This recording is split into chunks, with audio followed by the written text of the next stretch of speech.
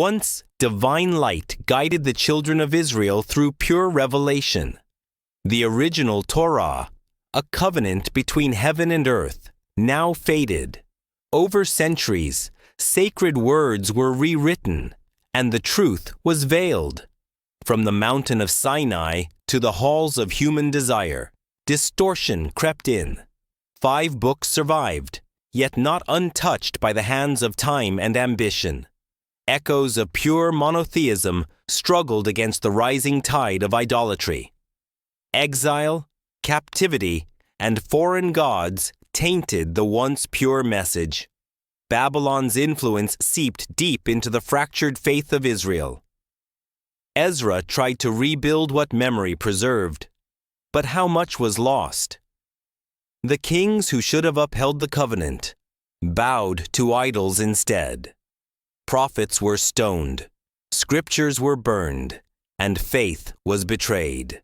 The sacred temple fell, a symbol of a people's broken promise. Some verses still whispered the truth of one God, for those who would listen. Hidden beneath layers of distortion, remnants of light endured the darkness. The human hand altered, but the divine call could not be silenced. From the ashes of distortion arose the final, pure message: Islam. The Jewish religion, the original law of Moses, peace be upon him, was recorded in the Torah, which consists of scriptures written by rabbis and priests after Moses' time. Some parts were subject to distortion, alteration, and loss during the period of wandering in the desert. The Torah was divided into sacred books, attributed to Moses through divine revelation, and others attributed to the rabbis and scholars. First Genesis, Sefer Bereshit. It contains the account of creation and the stories of the prophets from Adam, peace be upon him, and his expulsion from paradise to Isaac, Jacob, and Joseph, peace be upon them. Second Exodus, Sefer Shemot. It narrates history from the death of Joseph to the exodus of the Israelites from Egypt and the delivery of the 10 Commandments. Third Leviticus, Sefer Vayikra. This book contains the legislative system, details regarding the offering of sacrifices, burnt offerings, other offerings, and the ordination of priests. Fourth, Numbers, Sefer Bamidbar. It enumerates the children of Israel, their genealogies, and the tribal structure. It also recounts the story of their wandering in the desert until their arrival first in Egypt and then the Promised Land. Fifth Deuteronomy, Sefer Devarim. It contains Moses' final words, his death, and his testament. These books were attributed to Moses and contain many truths supported by the Qur'an. However, the other 34 books, consisting mainly of hymns and songs, depict the history of the Israelites' deviations from the law of Moses, conveyed by their successive prophets who persistently called them back to the worship of the one God, Yahweh, whom they turned into a localized God concerned only with the Israelites. Allah described the Torah in the Qur'an in Surat Al-Ma'idah, verse 44. Indeed, we sent down the Torah in which was guidance and light. Surah Al-Ma'idah, verse 44. It was also reported in an authentic hadith in Sahih Muslim that Allah wrote the Torah 40 years before creating Adam. The Torah is mentioned in the Qur'an at several points, described as guidance, light, and remembrance. Allah commanded the Israelites to uphold its teachings firmly, to apply its rulings, not to sell it for a trivial price, and not to distort its words. However, the Jews did not abide by these commands. They altered, substituted, added, and omitted according to their desires. As Sheikh al-Haras stated in his book, The Call to Monotheism, despite all these distortions, The Torah still clearly calls for monotheism in many of its texts. It forbids idolatry and lays out the details of worship intended for Allah alone. A thorough study of its scriptures reveals numerous verses affirming God's oneness and condemning polytheism. The book of Exodus recounts a set of commandments Allah delivered to Moses, peace be upon him, at Mount Sinai. And God spoke all these words, saying, I am the Lord your God who brought you out of Egypt, out of the land of slavery. You shall have no other gods before me.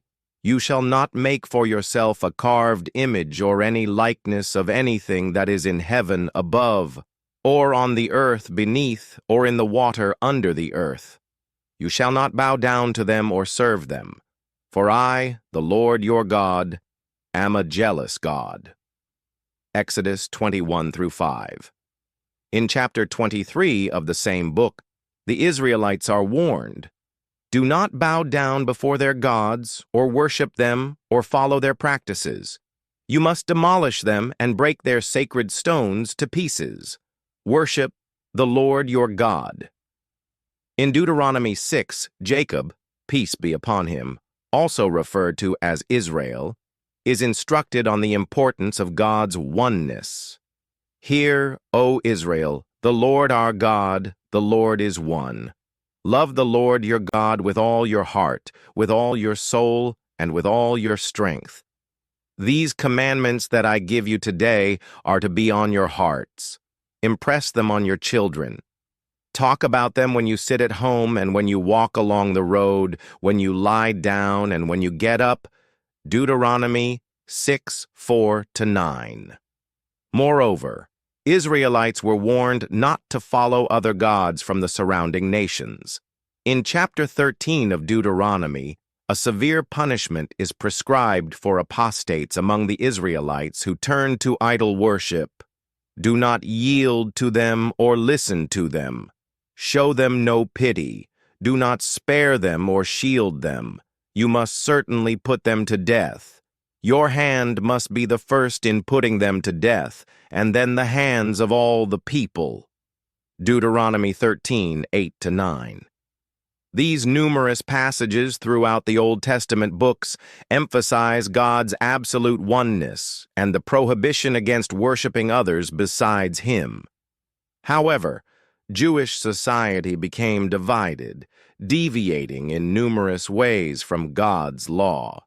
James Hastings notes in the Encyclopedia of Religion and Ethics, Jewish society gradually abandoned the application of the Torah's laws. The temple rituals were interrupted by non-Jewish pagan rulers, and Jerusalem came under foreign rule. The sense of belonging to Yahweh diminished, although many still longed for the fulfillment of ancient visions, hoping for Israel's restoration as God's chosen people and the establishment of His awaited kingdom. Source: Encyclopedia of Religion and Ethics, Volume 7, p. 508. This deviation was largely due to the Babylonian exile in 586 BCE. The Israelites absorbed Babylonian and Persian traditions and beliefs, maintaining strong ties with those who remained in Babylon. The pioneer of comparative religion, Imam Ibn Hazm al-Andalusi, stated in Al-Fazl fi al-Milal wal-Ahwa wal-Nihal, Volume 1, p. 147. After entering the Holy Land following the death of Moses, peace be upon him, the Israelites apostatized 7 times, each time abandoning faith and openly practicing idolatry.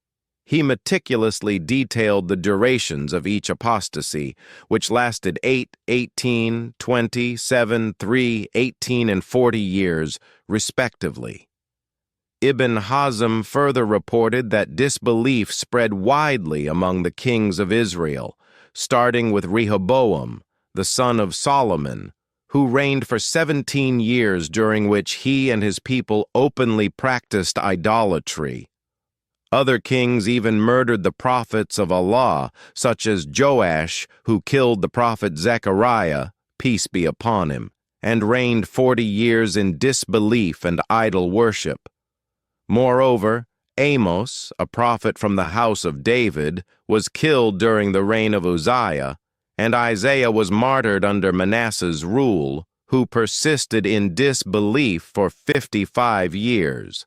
Jehoahaz, son of Josiah, a Davidic king, removed the names of Allah from the Torah and inserted the names of idols instead. His brother Eliakim, who succeeded him, burned the Torah entirely, eradicating its traces. Most kings of Israel persisted in disbelief, rebellion against Allah, and the killing of his messengers, leading to the destruction of the temple and the mass exile of Israelites by Nebuchadnezzar in 586 BCE. As for the kings of the 10 tribes, none were believers. They all practiced idolatry and obstructed access to the Holy Temple. Ibn Hazm listed each of these kings individually, highlighting their idolatry and rebellion against Allah. During their reigns, the Torah was virtually absent, its remnants preserved only within the Ark of the Covenant under the sole custody of the high priest. This situation persisted for about 1,200 years, during which it was vulnerable to alteration, addition, and deletion. It was Ezra Uzair who later rewrote the Torah from memory after its complete loss.